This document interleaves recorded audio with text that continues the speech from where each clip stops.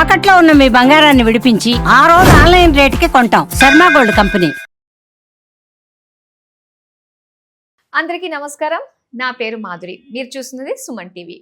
మనము ప్రతి ఒక్కళ్ళు కూడా ఏ పని చేసినా కూడా ఈ రోజు మనకి ఎలా ఉండబోతుంది అని ఆ రోజు యొక్క దిన ఫలాలు మనం చూసుకుని చాలామంది ఆ పని మీద వెళ్తూ ఉంటారు.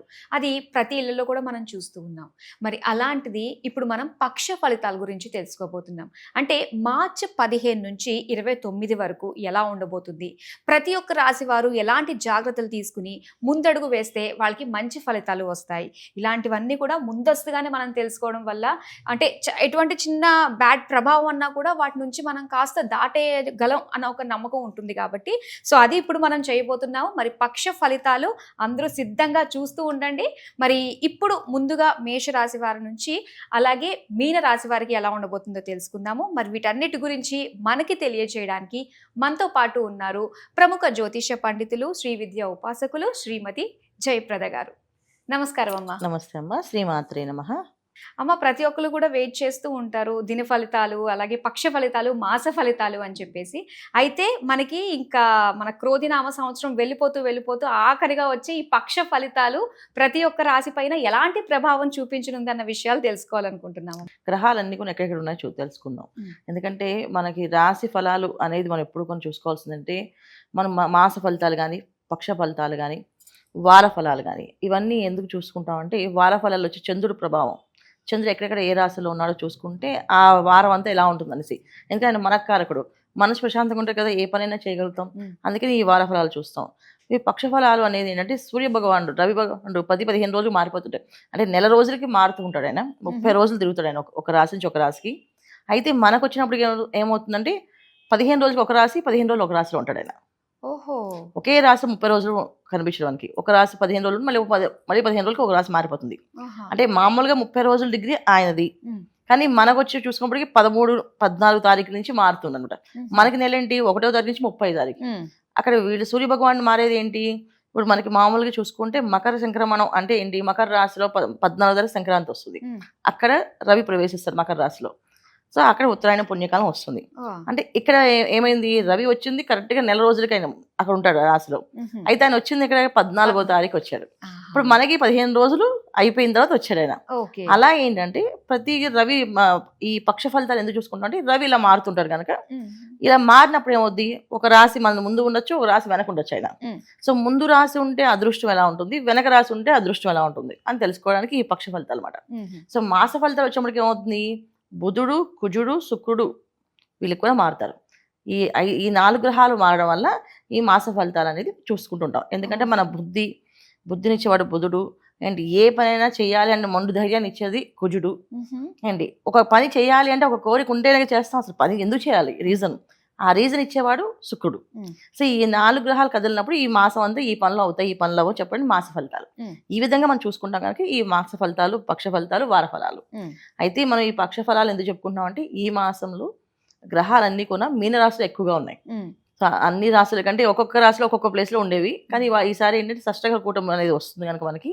సో అన్ని గ్రహాలు ఒకే ప్లేస్లో ఒకే రాశిలో ఉండడం వల్ల మ్యాక్సిమం గ్రహాలు మీనరాశిలోనే రవి, బుధుడు, శుక్రుడు, రాహు ఈ 4 మీన రాశిలో ఉన్నాడు.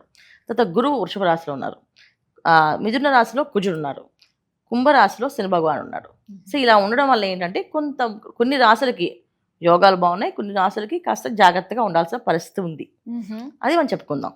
అమ్మ, మార్చి 15 నుంచి 29 వరకు మకర రాశి వారికి ఎలా ఉండబోతుంది, ఎలాంటి జాగ్రత్తలు తీసుకోవాలంటారు? మకర రాశి వాళ్ళకి చాలా బాగుంటుంది. ఎందుకంటే మకర రాశి వాళ్ళకి ఈ పక్షం అంతా కూడా రవి, బుధుడు, శుక్రుడు కలిసి ఉండడం, రాహుతో ఉండడం, మొండి పనులు అవ్వని పనులు అయిపోవడం అనేది జరుగుతుంటుంది. అంటే ఎప్పటి నుంచో అవ్వట్లేదు, ఇక ఈ పని అవ్వదు అని వదిలేస్తే కూడా ఆ పని అయ్యే అవకాశం ఎక్కువగా కనిపిస్తుంది ఈ మాసంలో వీళ్ళకి. అంటే ఎప్పటి నుంచో జరగవలసిన బాధల నుంచి బయటపడడం, రోగం నుంచి బయటపడడం. అంటే దీర్ఘకాల రోగం, ఒక వ్యాధి వీళ్ళు పీడిస్తుంది, దానికి మందు దొరకట్లేదు, లేదా డాక్టర్ దొరకడము, దాని నుంచి బయటపడడం జరుగుతుంది. కొంతమంది ఏంటంటే విముక్తి పొందే అవకాశం, అంటే మంచంలో చాలా ఏళ్ళ నుంచి పాపం ఒక బామ్మో, తాత, నానమ్మో అలా వాళ్ళు బాధపడుతూ వాళ్ళు సఫర్ అవుతూ వీళ్ళు సఫర్ చేస్తూ ఏదైతే బాధపడుతున్నారో వాళ్ళకి విముక్తి, ఇవి ఈ పక్షంలో వీళ్ళకి చక్కగా జరిగే అవకాశం కనిపిస్తుంది. అయితే ఈ మకర రాశి వాళ్ళకి అన్ని విధాల యోగం బాగున్నప్పటికీ కాస్త వీళ్ళ మాట కంట్రోల్ పెట్టుకుంటే అవకాశం ఉంది. ఎందుకంటే మాటని తేడాగా కొంచెం మాట్లాడే అవకాశం ఎక్కువగా ఉంది. అంటే తేడా అంటే ఏంటి, పరుషంగా మాట్లాడే అవకాశం, అంటే చాలా కోపంగా విసుగ్గా ఇక అవ్వదు, ఇప్పుడు దాకా అవ్వలేదు, కొత్తగా ఇవాళ అవుతుందని నమ్మకం నాకు లేదు అని మూర్ఖంగా మాట్లాడడం, మూర్ఖంగా ప్రవర్తించడం, ఇవి చేయకుండా ఉండాలి వీళ్ళు. ఇవి కొంచెం వచ్చే అవకాశం కనిపిస్తుంది వీళ్ళకి. ఎందుకు అంటే వీళ్ళు జనరల్గా సహజంగా అలా మాట్లాడరు, అసలు సైలెంట్గానే ఉంటారు. వాళ్ళు నచ్చకపోతే పక్కన తప్పుకుని వెళ్ళిపోతారు, వదిలే వెళ్తావు వేస్ట్ అని చెప్పేసి. అంతేగాని మాట్లాడడం అనేది ఉండదు. కానీ ఈ పక్షంలో వీళ్ళు కాస్త మాటలనేది పెరుగుతాయి, తెలియకుండా ఆవేశం వచ్చేసి మాట్లాడతారు.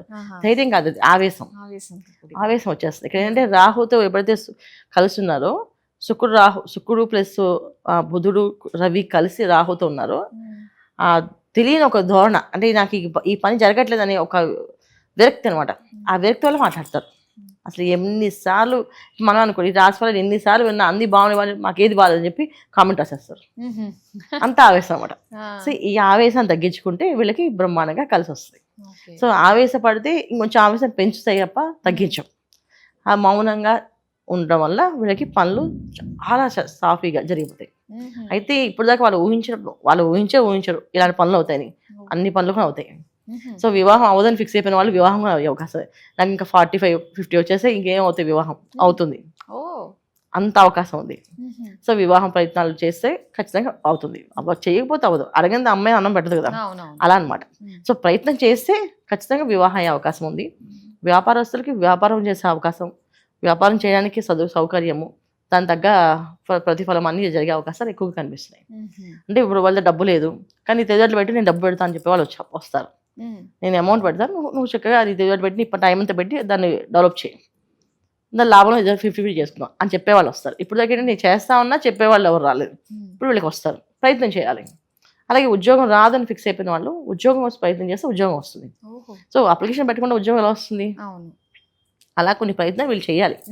వీళ్ళు ప్రయత్నం ప్రారంభం చేస్తే పనులు అవుతాయి.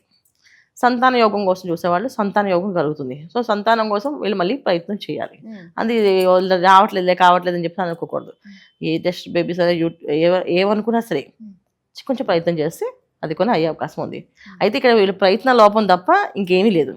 సో ప్రయత్న లోపం అనేది ఉంది వీళ్ళకి. అవ్వదు అని ఫిక్స్ అయిపోయి వదిలేకుండా చేస్తే అవుతుంది. సో కోర్టులో ఎప్పటి నుంచో చిరాస్తులు ఆస్తులు గొడవలు అవి నుంచి బయట రావట్లేదు అనుకోండి, ఈ మాసం మాత్రం వాయిదా కాకుండా వెళ్ళి మాట్లాడితే అది మీకు ఆ ఫేవర్గా జరిగే అవకాశం కూడా కనిపిస్తుంది. సో ఇంత బ్రహ్మాండంగా ఈ మకర రాశి వాళ్ళకి కనిపిస్తున్నాయి.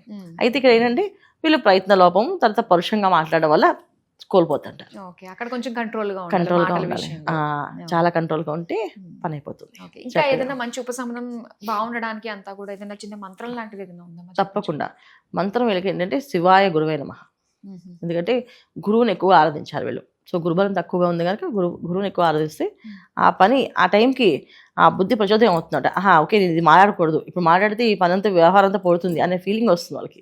సో అందుకే ఖచ్చితంగా వీళ్ళు శివాయ గురువే నమః, శ్రీదత్త శరణం మమ, శ్రీదత్త శరణం మమ అని మంత్రాన్ని చదవడం. సో దత్తాచరిత్ర పారాయణ చేయడం. సో దత్తాత్రేయుని ఎక్కువగా ఆలోచించడం, ఆయన ఎక్కువగా ఆరాధించడం. లేదా శ్రీ గురుదత్త జయ గురుదత్త అని అనడం. కోపం వస్తుందా శ్రీ గురుదత్త జయ గురుదత్త శ్రీ గురుదత్త జయ గురుదత్త అంటే కోపం తగ్గిపోతుంది. సో పరుషంగా వాడే అవకాశం ఉండదు. సో ఇలాగ ప్రతిదీ వీళ్ళు చేసుకుంటూ నామాన్ని చేస్తూ ఉంటే బ్రహ్మాండంగా అన్ని పనులు అవుతాయి. సో ఇవి కాకుండా వాళ్ళ ఇష్ట దైవానికి ఏదైతే ఇష్టం, ఇప్పుడు నాకు అవన్నీ రావు, నాకు అమ్మవారిని నేను ప్రార్థిస్తాను, నాకు అమ్మవారి తప్ప ఇంకెవరు లేరంటే చక్కగా అమ్మవారిని ప్రార్థించండి, ఏ ఇబ్బంది లేదు. అమ్మవారిని పూజించండి, అమ్మవారిని ఆరాధించండి, అమ్మవారి మంత్రాన్ని జపం చేయండి.